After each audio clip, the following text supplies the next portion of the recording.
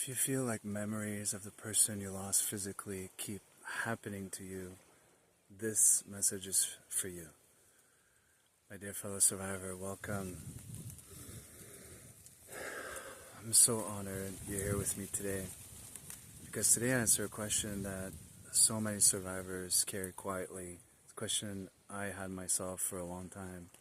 This question is, if I feel that I'm only reacting to memories every time they come, how do I begin creating new memories with my soul angels? Rightfully so. And the answer lies in making a distinction between two things. Number one, feeling like we have to get through this alone. And number two, knowing that we don't have to get through this alone. We have our soul angels guiding us every step of the way. And for me, when I realized that I was constantly just reacting to memories and practicing destructive habits that kept me in survival mode, I realized that memories don't have to happen to me, leading me to spiral and numb and avoid and stay in survival mode. Memories can actually spark inspiration to do something different. And when I realized that, I started inviting my soul angels into the process. And this is very simple. It doesn't have to be complicated, right? So if a memory comes on and my default is to react, then I started going to my soul angels, describing what's going on, and asking them to join me in the process so that I could maybe practice healing skills instead of survival skills. And once I started doing that, I started seeing, wow, okay, I could create morning rituals with them. For example, inviting them to join me today to get through what I have to go through, right? Before starting a hard task, I could ask for their guidance, right? Before trying to get some fresh air, I could ask them, hey, join me on this walk. Join me on this jog, right? Before singing, join me, sing with me, right? So in many, many different ways, whether it's inviting them to breathe with me, practicing breathwork, or inviting them to go on a drive with me because I love driving.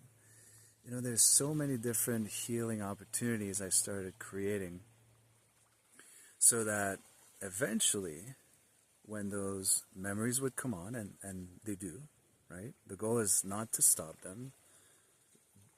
The goal is to just shift our focus to responding instead of reacting, right?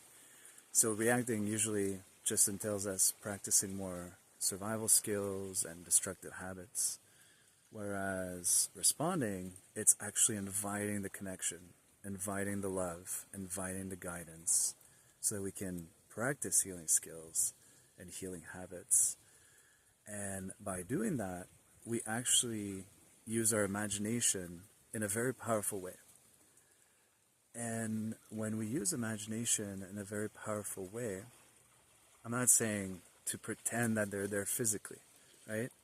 Just feeling their energy, feeling their presence, feeling their guidance, feeling their love, feeling their intention, that all they want is something good for you, right? When we do that to the brain and nervous system, well, it creates a neurochemical cocktail that is conducive to healing, right? So, for example, we produce dopamine from just accomplishing things with them, right? From winning, essentially, right? Having small wins, small steps that show us our progress, right? There's so many different ways. We produce oxytocin by connecting with them, right? Connecting with them. We produce also serotonin from meaning, creating meaning through what we're going through with them. We create endorphins from whether it is breathwork, whether it is movement, whether it is exercise, whether it is singing, right? So there's many, many different neurochemicals that are conducive to healing when we involve the imagination. And especially when we start doing that on a daily basis with our soul angels. It really shows us that every time there's a memory that comes on, we don't have to avoid, we don't have to ignore it, we don't have to run away, we don't have to do that, because that signals to the nervous system this is not safe to approach, right? We don't have to do that. Instead, we can do the opposite. Memory comes on, we approach with our soul angels, not alone, with our soul angels. We ask for their guidance. We ask them to join us in practicing these healing skills. We ask them to join us in planting those new seeds, whether it's a goal that we're striving towards or anything else, so that they're along for the ride, right? And then we start seeing more and more that every time we think of a memory, now it's about action. Now it's about moving forward with them, not alone, right? With them. And more signals to the nervous system, this is safe, this is predictable, this is approachable. And that leads to healing. So my dear fellow survivor, start today. Just one gentle response. The next time a memory comes on, right, ask them to join you. Ask them to guide you.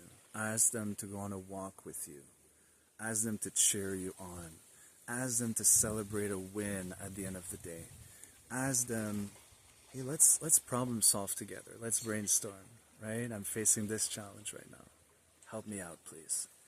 At the end of the day, thank them for their support, right? Gratefulness also creates a lot of healing ingredients for the brain and nervous system, right? So just invite them. You're not alone. And if you remember that and you act on it every day, you will see that you can co-create your healing with your soul angel or angels, right? So my dear fellow survivor, I say this with all my heart. Please take good care of yourself, and may you be filled with music and heal.